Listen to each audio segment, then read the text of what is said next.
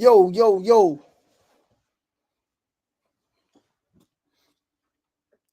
Yo, yo, yo, what's going on? What's going on, good people? Give me 1 second. We are pulling up the Instagram to go live there as well. We are live in three places at the same time. Let's pull it up. Let's pull it up.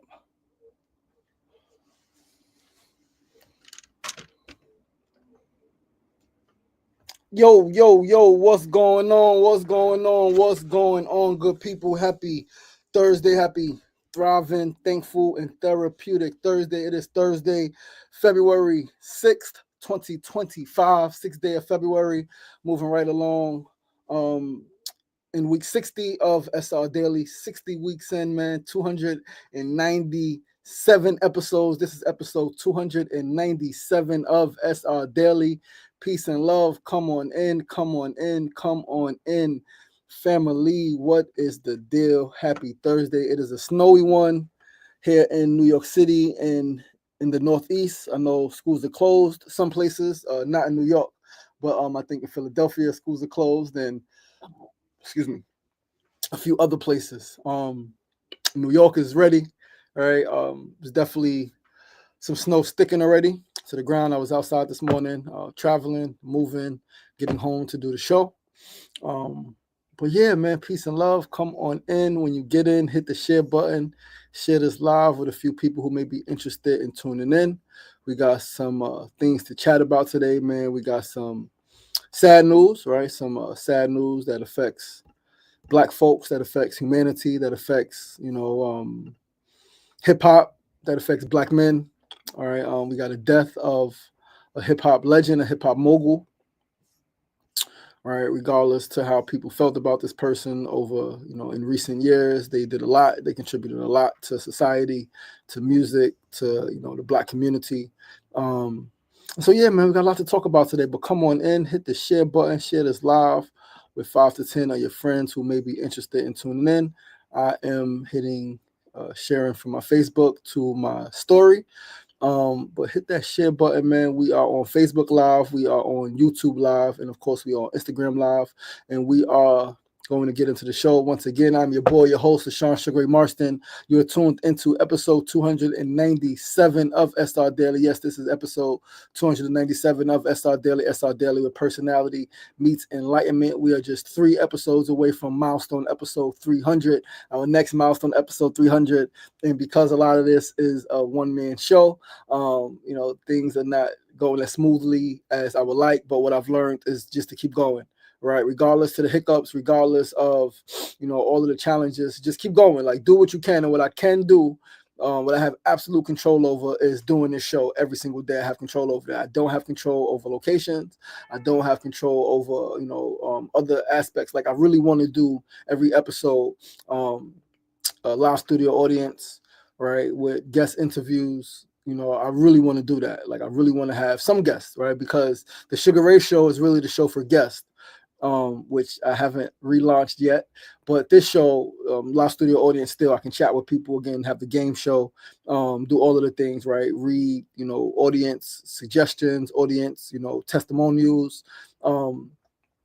Yeah, so that's the goal. Every until it is every show, it is now for now every 100 episodes, every milestone episode we do live audience.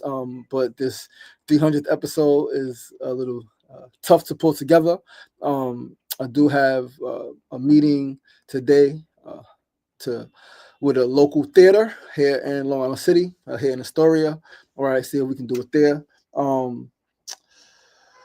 Yeah, still, got some other locations that I gotta, communicate with. It's been some tough communications with some places. As I mentioned, potential partnership, with a major brand.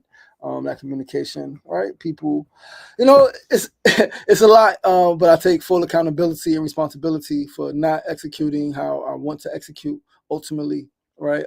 It could be too many things on my plate. Could be just too much emotional stuff going on, and it's a bit of a lack of focus. Could be a lot of things, and it could be everything, and it could be none of it. All right. But the fact of the matter is that we have not locked in a location yet for episode 300. But I intend to lock that in literally today. By the end of business today, I should have a location for you guys so that we can put it out there, starting this afternoon, this evening, tomorrow's show, Monday's show. Start gathering people, right? Live audience again. We can fit, anywhere between 10 to 20 people. Small audience, right? Depending on the space, but I think that's about it. Maybe 10 to 20 people. But yeah. That's all the stuff.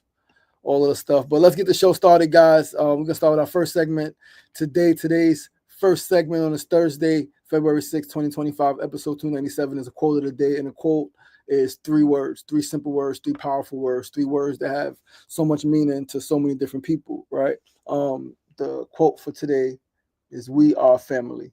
All right, it's a song. We are family. Yeah. I got all my sisters and me. All right, we are family. A very important quote. When you're, let's say, you're in the hood and you're messing with somebody and somebody, comes up and say, yo, we family. Like, this is my family. You know what that means? It means fall back. Like, we are family, right? When people are arguing, right? When siblings are arguing, cousins are arguing, and auntie, uncle, grandfather, grandmother come in and say, listen, we are family. We don't do that, right? You know what that means. So simple, so valid. Right, whether pertaining to blood family or those with like minds, we are family, and it means so much. So now, if we broaden the scope, right? So we spoke last week, we spoken before on the show that family doesn't just mean your blood relatives, right? When we speak about family, we speak about like minds, we speak about, like ideals, right? Like spirits, similar energies. But even regardless to that, human family, we are family.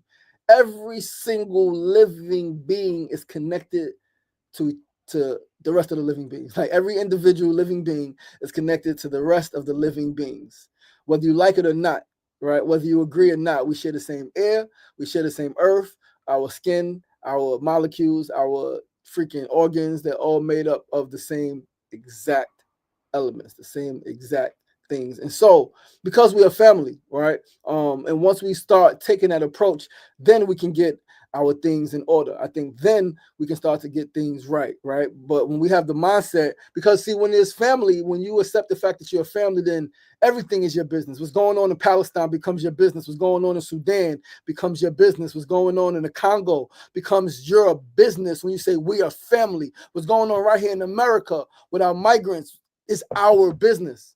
Right? Black folks saying it ain't my monkey, it ain't my circus, it ain't my fight. That's the same mentality other people had when we were going through slavery. We have to learn.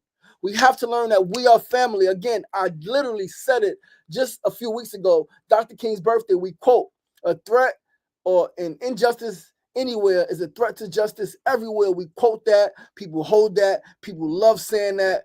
But then when it really comes down to it, people want to play the sidelines. People want to play the sidelines and then wonder why things like what's going on in Palestine, what's going on in America, what's going on in the Congo, wonder why these things can happen. Because too many people are minding their fucking business. It is your business. This is your business. What's going on with humanity is your business. And injustice anywhere is a threat to justice everywhere. If one group of people are being wiped out, then that means your group of people could be wiped out. So do something before it happens to you. Do something before it happens to you. We are family. Indeed we are. Indeed we are. You say you're a child of God. You're a child of the Most High, right? However you say, you are a servant of Allah, right? You practice Buddha, whatever religion or spiritual system you claim to be a part of, you have a duty to service. Service is key. Service, not just to the people who look exactly like you, who live the same life that you live, not only to the people who have the same skin that you have, or the same blood and DNA that you have, like blood relatives. No. When you say that, I'm a child of the Most High, I'm a servant of God, I am a reflection of God, a man of God, a woman of God, I believe in the divine, then you accept that you are connected to every other being. You accept that. This is how you know a lot of people are full of it. A lot of people are faking. A lot of you guys is straight fakers. Fakes, frauds, and phonies is what I call them. Fakes, frauds, and phonies. Fraudulent. A lot of you are fraudulent. You got no spine. You got no spine. You lack courage, right? And you don't have a real broad vision for humanity. Not even really for yourself, because even if we take a selfish approach, it would make sense for you if you see that other groups of people, that there are people out there alive right now at the same time as you, where they are having their humanity stripped away from them. They are being killed. They are being terrorized. They are being brutalized. They are having their land stolen from them. If you can see that, you have to think that at some point it may be me. Even for a selfish reason, at some point it may be me. It may be my children.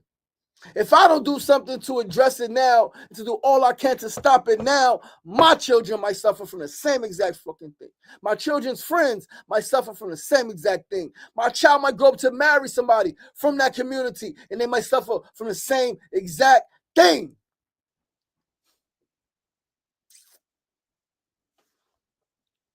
Yo, we got so much work to do, humanity. We got so much work to do. We have so much work to do as a human family. So much work to do. I'm confident that we'll get it done. How long it take? Nobody knows. Nobody knows, right? Nobody knows. 5 years, 100 years, 500 years, I don't know. But what I do know is that I'm going to continue to do as much as I freaking can, as much as I can in my daily life every single day through art, through media, through storytelling, through building with the young people, through my grief support groups, through food distribution. I'm going to do as much as I can to ensure that people know their responsibility, that people accept their responsibility as being part of the human family, right? And people have the tools and resources so that they can be good first, and then they can contribute to the well-being and the goodness of the rest of us, right? We all got a responsibility, and we are all connected to each other. We are interconnected, right? What affects you does affect me. What happens to you does impact me. We just got to call it out, right? We can no longer afford to say, not my fight. It is your fight. Any single thing related to humanity, any single thing that's related to the human struggle is your fight. Whether you take on the role of being a humanitarian, of being an activist, you are alive, you are aware, you are alert. You better be active. You better be active in preserving your own human rights. Fighting for others is fighting for self. Fighting for the humanity, for the freedom, for the justice, for the liberation, for the safety of other people is fighting for those same things for yourself, because I promise you, if it happens to one, it could happen to another. If it happens to them, it could very well happen to you. So be smart, stand up, get involved, right? Get involved in some type of efforts in your neighborhood, in the neighborhood adjacent to yours. Get involved in efforts and causes that you care about, or that you want to know more about, that you're like, I should care about. Get involved. Hit me up. Like, I'll point you in the right direction. We got people doing all types of work in my network, from immigration stuff, we do the food distribution. We got all types of resources and all types of outlets for you to plug into. So plug in so that we can be more powerful, right? You plug in, that's how we get more powerful. A mirror from Park so that the world can see. Peace and love, Daddy 2028. What kind of mirror? What you talking about? Egypt, what's going on? All love, no beef, what's going on? Thank you so much for tuning in. Peace and love. We are going to move along to our second segment of the day, guys. Today's second segment, Need to Know News. Very sad news. Very sad news. The whole world is impacted. The whole world is impacted. Irv Gotti, founder of record label Murder Inc., from Hollis, Queens, has died at age 54. Irv Gotti, founder of Murder Inc., which brought Ja Rule and Ashanti and some others to the forefront of hip hop, to the forefront of music throughout the world, has passed away at 54 years old. I'm gonna take a moment of silence for Brother Irv.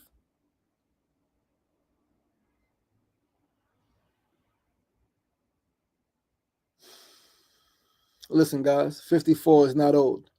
54 is not old. I remember the elder in Queensbridge, Mr. Harvey. Mr. Harvey, you guys may have seen me with him. Got the gray hair, white hair, stands up, right? 10 years ago, Mr. Harvey was 70, right? He'll be 81 this year. He turned 80 last year. He'll be 81 this year, right? 10 years ago, Mr. Harvey was 70 years old, right? He published his book, right? He was working on, his book was almost published, rather. He said at 70, he wished people at 40, 50, and 60 knew how young they actually were. Mr. Harvey takes care of himself. He's not vegan at all, right? But he eats minimal, right? He only eats what he needs to sustain himself. He works out. He used to run 3-4 times a week over the bridge, right? He has a focus. He has a purpose. He said, "Yo, 10 years ago," he said, "Sugar Ray, I wish."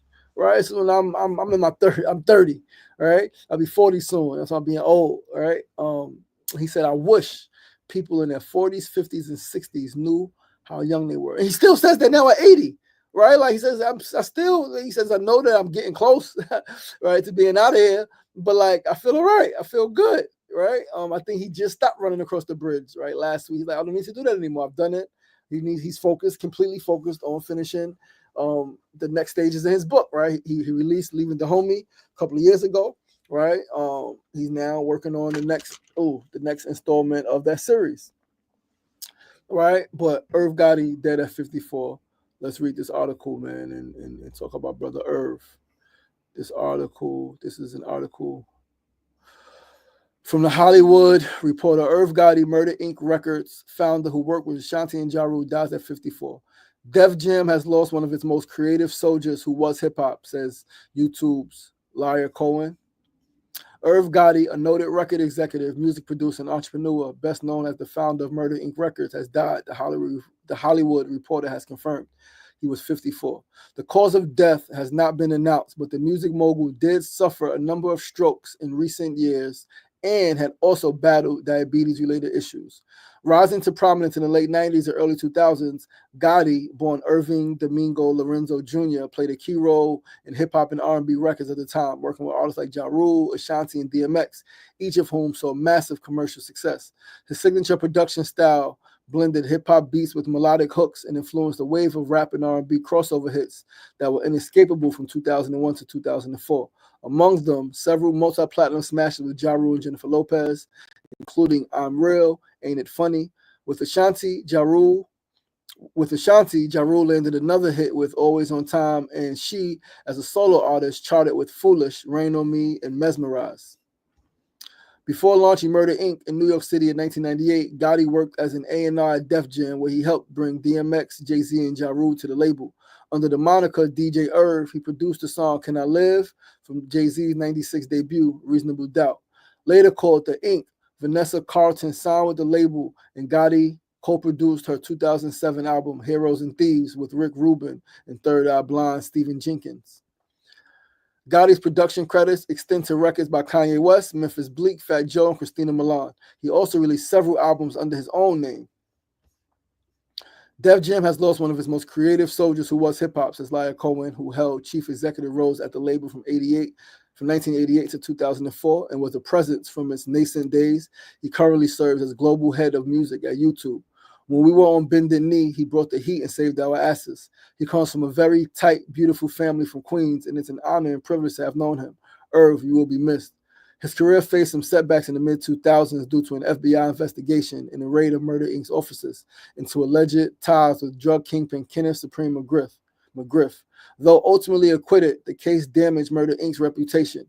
In recent years, Gotti had reinvented himself, expanding into television with the creation of BET's Tales, an anthology series blending hip-hop and storytelling. Gotti is survived by his 3 children, Angie, Sonny, and Jonathan Wilson, his mother, Nene Lorenzo, sisters Tina and Angie, and his brother, Chris Lorenzo, with whom he co-founded Murder Inc. Reaction to news of his death from across the music world was swift. See some of the tributes on social media below. 50 Cent posted a photo on Instagram of himself smoking next to a grave headstone that read RIP. He added in the caption, "I'm smoking on that Gotti pack. Nah, God bless him, LOL." It's a sad day for hip-hop as we lost one of his greatest visionaries, according to the Hollywood Reporter and TMZ. Man. So much love from so many people in hip-hop. So much love. I didn't know Irv. I've never met Irv Gotti, but I know some people who worked with him. I know some people who knew him, right, from Queens. I'm from Queens. My dad had a house in Hollis, still has a house in Hollis that my sister lives in, her and her husband. So, yeah, man. It's tough. Once again, 50 is not old. 54 is not old. We got to stop thinking that that's old age. That's mad young. I love Mona Love was going to say mad young. We have to take better care of ourselves. We absolutely have to take better care of ourselves. It's diet, it's lifestyle, it's rest, it's exercise. It's the people we around. It's energy. It's all of it. It's holistic. It's a holistic approach. We have to take a more holistic approach to health. I think, babe, I think we should co-write an article. I think we should co-write an article called A Holistic Approach to Well-Being, or Holistic Approach to Long Life, to Longevity, right? For Black people. Like, that's something that I think, I know we got a lot of other things we got to work on this month, right? We got to finish our ebook. We got to start our show tonight. But my love, I would love to co-write an article, co-author an article with you about wellness, right? Yeah, and I think that could be a title, right? What I just said. I think what is it? A holistic approach to health and long life, a holistic approach to long life and prosperity for Black people, something like that, right? It could be a book. We could start with an article, though, right? We could start with an article. We got a lot of projects on our plate collectively, individually, right? But I would like to start with an article. I think that's something that we could do this week, and then from there we can build out a book. But I think we could definitely create an article for our people, right? A holistic approach to long life and prosperity, to long life, good health, and prosperity for Black folks. I think that could be an article. We bring in tips, bring in case study, right? Black folks that live the longest in America, like, we can figure it out, because, like, I'm extremely saddened. Right? Again, I didn't know the brother, but recently, just 2 years ago, brother I did know in hip hop, TJ Swan from Queensbridge, big bro of mine, passed, health-related issues. Many know in 2020, COVID, King Shooter, 27 years old, passed, young brother in hip hop, right? And then so many others in hip hop. The brother died on stage, right? I think last year, right? So many people in hip hop specifically, right? And yeah, it's extremely sad. It's extremely sad. Marilyn Johnson, what's going on? What's going on? Good Foundation, Marilyn Johnson. Holistic approach to wellness experience is what I do. Totally needed, King. Absolutely. Thank you so much. Thank you so much, beloved. I appreciate you, sister. Peace and love. Thank you for tuning in. Let's us move along, right, to our third segment of the day. Today's third segment is, as always, our tip of the day. Today's tip is to choose the thoughts you entertain.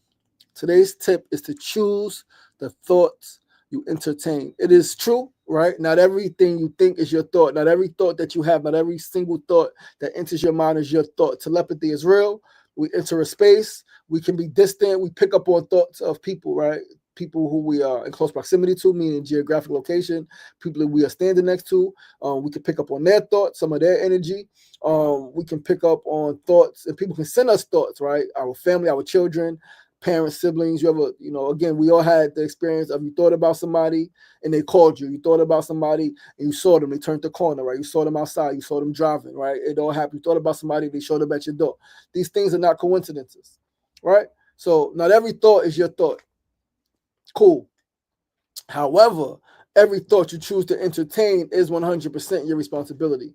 So you may have a thought of inadequacy. You may have a thought of not being good enough. You may have a thought of failure. You may have a thought of something outrageous, right? That's not conducive to where you want to be going in life and how you want to be feeling and what you ultimately want to be thinking. Cool, that thought pops in your head. You don't have to entertain it. You don't have to give it energy. You don't have to feed it attention. You don't have to. You don't have to do that. There's no reason why you have to do that. You can have the thought. You can say, get this thought out of here, right? You can let it go. Like, let that thought go. That's not my thought. That thought ain't for me. That's not my thought. That thought is not for me. I'm not entertaining that thought. You can do that, right? You can choose the thoughts you entertain, 100%. Right, whether you're conscious of it or not, you're picking up on somebody's energy. You're picking up on thoughts just in the universe, right?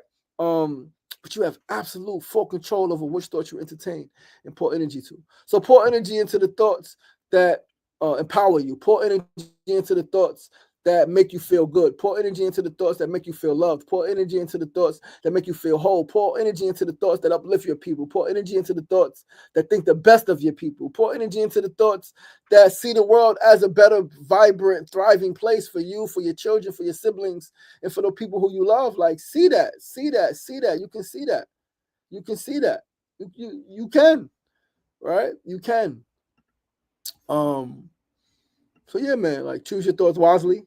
right? Be aware of your thoughts, be aware of your daydreams, be aware of the thoughts that you are, again, pouring energy into and helping to grow. Because the more, you get a negative thought, you get a thought that you say you don't want, a thought about your life that you say that you don't want that reality for your life. Pondering on it, dwelling on it, right? Even if you explore it, right, it makes it grow. So, like, chances are, if you had the thought, you saw the thought, you acknowledged the thought, you took a breath, you did something different, the thought will go away. And it might come back later. You do the same thing, or it might not, right? Again, you can choose the thoughts to have thoughts. Damn, what if I fail? Okay, I've been practicing. I've been working at my craft. This opportunity came to me. The people called me. They seemed like, all right, yeah, I'm ready, right? And even though I may not be fully ready, I'm excited for the opportunity. Let's go do it. It's just a shift in mindset. It's a shift in language and the story that you tell yourself, right? Again, this is about storytelling, extremely important. But let us move right along, guys, to our fourth and final segment of the day. Today's fourth, the build of the day. And again, in light of Irv Gotti's passing, today's build is the importance of health, especially among men in hip hop. The importance of health, especially among men in hip hop. I think it was last year, maybe a year and a half ago, maybe last year, maybe last winter, early spring, 2024, right? Spring 2024.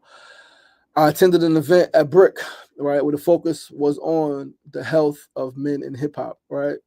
Super dope panel. Styles P was on the panel. A couple of others was on the panel. The brother from Black Men Magazine, who I actually want to reach out to. Glad I brought that up. I remembered him. I got his number. I got his info. I want to reach out and do some things. I was supposed to reach out then, right? Life happens quickly, and that time was still real tough for me.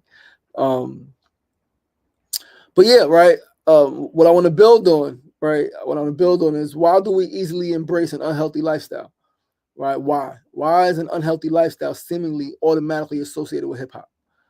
Why does it seem like in order to be a successful hip hop artist, you have to live in an unhealthy lifestyle? Why does it seem like that? And I'm sure some people got very direct answers, right? That's what the people who run the industry, the people who run these labels, that's what they push because they want, right? All of the stuff is accurate. But why do we accept it? And we could say it's brainwashing and conditioning. What can we do different? Right? What can we do different? Why do we easily embrace an unhealthy lifestyle? Why is an unhealthy lifestyle seemingly automatically associated with hip hop? And what more can be done to change this narrative? What more could be done to change the narrative? Because as we see, too many men, Black men, Latino men, white men even, right, are dying in this music industry at young ages. Some die overdose, right? Drug use, drug addiction, alcoholism. Some die from cancer, diabetes, heart failure, heart attack, all of the things, right? People are not living long, right? Too many people are dying at young ages. Again, King Shooter, 27 years old, liver failure. That will hurt. That one will sting forever. Like, that one stings. 27 years old, liver failure. I promise you, when I got the news, I think I had called my sister that morning, right? I want to say June 5th, May 5th, 2020, I believe. I called my sister that morning. I was going to Astoria, right? I was in my mom's crib. I was going to Astoria to do some food distribution, right, out there. That's when we started the food distribution during the census. And talking to my sister Cleona, and we chatting. And she said, "Oh, I heard that boy Shooter died." And I'm like, my heart dropped. Like, what? She said, "Yeah, I saw such and such posted online, I think." Right? I think, and in my head, first thing I think, right, if you know Shooter, he was into a lot. First thing I think, somebody killed him. And so now, who got to get rolled on, right? What got to happen? Because something got to happen. You took out a young bright star, regardless what, young bright star with a lot of purpose. And he was changing his life, right? He was making astronomical changes within himself, right? Even down to the point where he was, getting ready to change his name and drop the Shooter and just go with King. Found out he died from liver failure. It's like, oh man. GQ said nobody to slide on. He said it in a rap song. Nobody to slide on. We lost you, and nothing we could do about it. But there is something you could do about it. Make yourselves healthier. So why is an unhealthy lifestyle, drinking Hennessy, no sleep, right? Eating terribly on the go, right? Like, Why is that lifestyle automatically associated with men in hip hop? And what can we do to change the narrative? Somebody drop a comment before we get up out of here. Give me a comment or two, man. But yeah, very, very important issue, right? Very important issue. Very, very important issue, guys. And that's the show. Importance of health, right? Tip, choose the thoughts you entertain.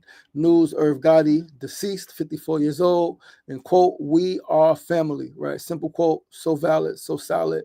I'm probably going to start, if not today, sometime this weekend, going into the 300th episode, moving forward, start recapping the shows, right? After which, an article, written article, just recapping the shows, what I spoke about, publishing that on the website.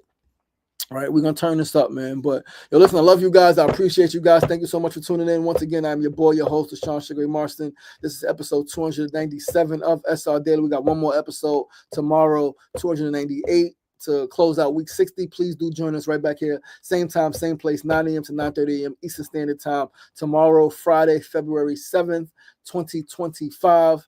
Remember, guys, it ain't getting knocked down. That's the problem. It's staying down. So get up. The power is in you. As always, be kind to yourself and be kind to each other. Peace and love.